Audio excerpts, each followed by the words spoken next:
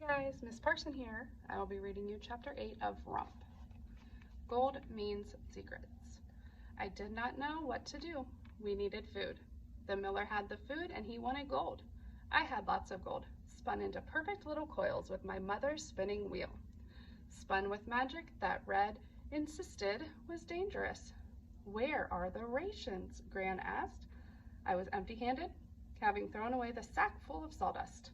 I suppose I didn't find enough gold, I said, looking at my feet. Well, I'll go give that miller a piece of my mind. Gran rose up from her chair, then staggered and fell back. Gran!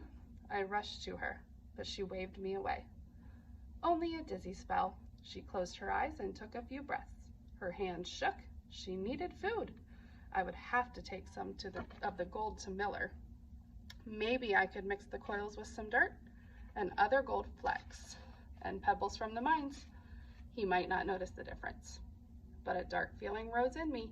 If the miller was as greedy as he seemed, he would notice. So I kept the gold hidden and hoped that the miller had only made a mistake with the sack of sawdust. We will make do, Gran said.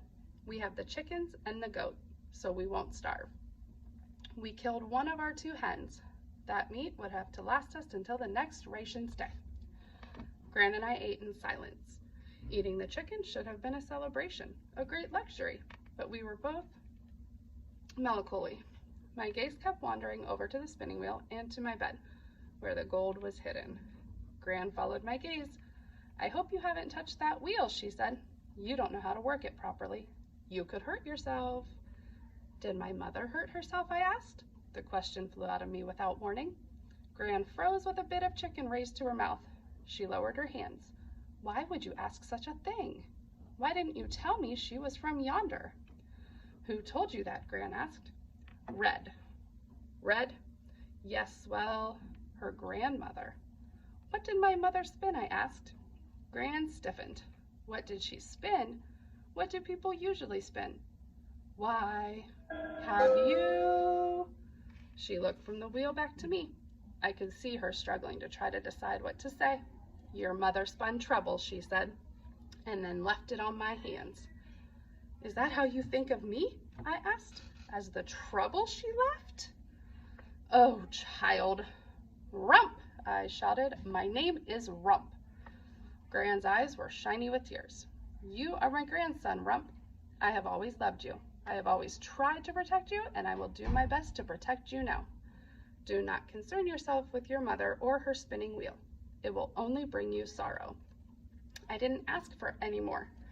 I felt strange, like things had shifted around me when I wasn't looking, but I didn't know what that meant. The strangeness crept into my dream that night. A woman was spinning by the fireplace.